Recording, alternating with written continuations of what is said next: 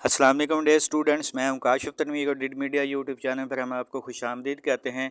Lecture start करने से पहले आप लोगों से एक छोटी सी रिक्वेस्ट है कि अगर अभी तक आप लोगों ने हमारे चैनल को सब्सक्राइब नहीं किया तो इसे सब्सक्राइब कर लें और साथ में लगे हुए बेल आइकन को भी प्रेस कर लें ताकि हर आने वाली नई वीडियो का नोटिफिकेशन आप लोगों तक बर वक्त तौर पर पहुँच सके। चलें स्ट्रेट अवे हम अपने टॉपिक की तरफ आते हैं। लास्ट लेक्चर की एंडिंग से हम लोग स्टार्ट लेते हैं। लास्ट लेक्चर के अंदर हम लोगों ने इस बात को डिस्कस किया था कि किस तरीके से 3 जून 1947 का जो प्लान है वो ब्रिटिशर्स ने सब कॉन्टिनेंट के अंदर किस तरीके से लेके आए, और हमने ये बात भी देखी थी कि इस प्लान के अंदर फर्स्ट टाइम जो ब्रिटिशर्स थे उन्होंने इस बात को भी एक्सेप्ट कर लिया था कि हम अगस्त सितंबर तक जो है सब कॉन्टिनेंट इसको आज़ाद कर देंगे। तो आगे हम ये देखते हैं कि 3 जून 1947 के प्लान के अंदर जो ख़ास तौर पर प्रोविंसेस थे उनको किस तरीके से डिवाइड किया गया था। लास्ट लेक्चर में मैंने ये बात आप लोगों के साथ डिस्कस भी की थी कि प्रोविंसेस की डिवीज़न के अंदर, या इवन कि आप ये कह सकते हैं कि स्टेट्स को भी इवन के डिवाइड करने के अंदर मुसलमानों के साथ बहुत ज़्यादा ज़्यादतियाँ की थी।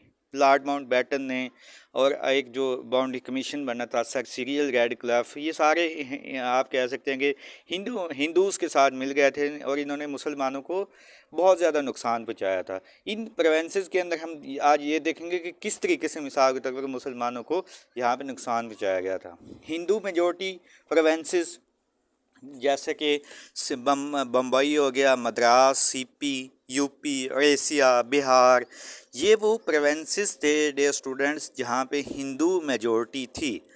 अब डिवीज़न की जब बारी आई तो ये बात डिसाइड कर ली गई कि जिन प्रोविंसेस के अंदर हिंदू मेजॉरिटी में हैं उनको हिंदुओं के हवाले कर दिया जाएगा, जिनमें मुसलमान मेजॉरिटी में उनको मुस्लिम्स के हवाले कर दिया जाएगा। ठीक हो गया भाई। अब जब ये 6 प्रोविंसेस थे ख़ास तौर पर, इनको जब डिवाइड किया गया तो देखा गया कि यहाँ पे कौन मेजॉरिटी है। हिंदुओं की मेजॉरिटी थी, साफ लगे वो हिंदुओं के साथ उनको मिला दिया गया। लेकिन यहाँ पे आपको ये बात भी आप लोगों के ज़हन नशीन होनी चाहिए कि इन प्रोविंसेस में मुसलमानों की भी मेजॉरिटी थी। सिर्फ हिंदुओं की मेजॉरिटी, हिंदुओं की तादाद नहीं थी बल्कि मुसलमान भी मौजूद थे, लेकिन मेजॉरिटी हिंदुओं की थी। ठीक हो गया भाई, ये प्रोविंसेस हिंदुओं को दे दिए गए। ऐसे अब पंजाब की बात की जाए, पंजाब के अंदर 57% जो थी पॉपुलेशन वो मुसलमानों की थी। अब होना तो यही चाहिए था कि मेजॉरिटी के लिहाज से जो है पाकिस्तान के साथ पंजाब का इल्हाक होना चाहिए था, लेकिन यहाँ पर ऐसा नहीं किया गया। यहाँ पर उन्होंने किया कि बाउंड्री कमीशन बनाया और उस वक्त पंजाब के अंदर यूनिटेड पार्टी थी, उसकी हुकूमत थी।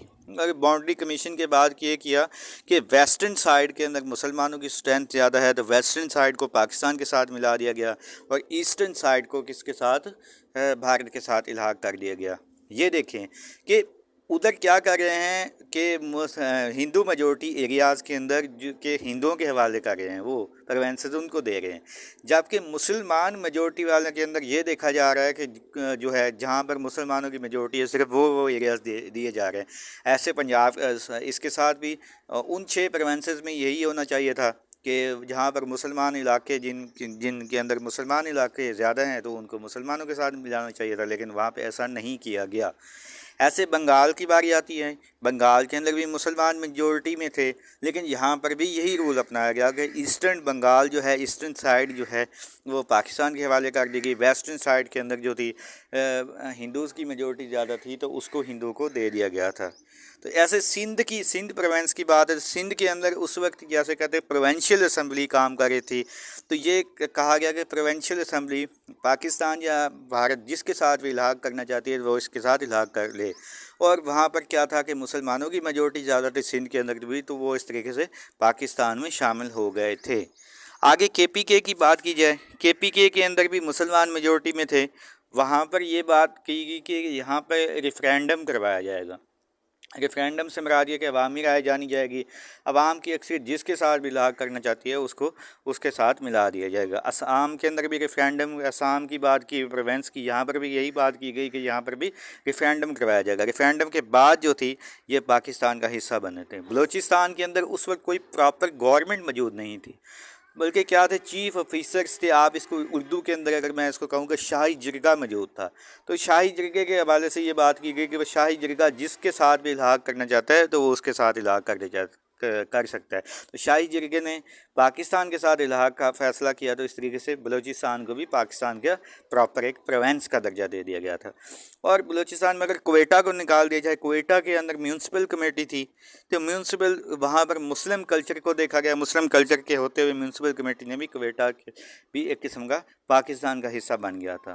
آگے سٹیٹس کی بات کی جائے، سٹیٹس کے حوالے سے پہلے یہ بات کی گئی کہ سٹیٹس کو انڈیپینڈنٹ رکھا جائے گا، لیکن ان سٹیٹس کو انڈیپینڈنٹ نہیں رکھا گیا، اور آخر کار کشمیر کا جب دیکھا گیا، کشمیر کے اندر بھی مسلمان، اور یہ کہا گیا کہ سٹیٹس کے اندر وہ جس کے ساتھ الحاق کرنا چاہتے ہیں اس کے ساتھ کریں، لیکن اس کے اندر بھی ریفرینڈم کروایا جائے گا، عوامی رائے جانی جائے گی۔ لیکن کشمیر کے اندر مسلمانوں کی میجورٹی زیادہ تھی، لیکن وہاں پہ جو حکمران تھا ہری سنگھ، وہ نان مسلم تھا۔ اس نے لارڈ ماؤنٹ بیٹن اور جو تھے کانگریس کے لیڈرز کے ساتھ گٹھ جوڑ کر کے کشمیر کو 7.5 ملین مطلب کہ 75 لاکھ روپے میں صرف بیچ دیا، اس کو انڈینز کو بیچ دیا، کانگریس کو بیچ دیا۔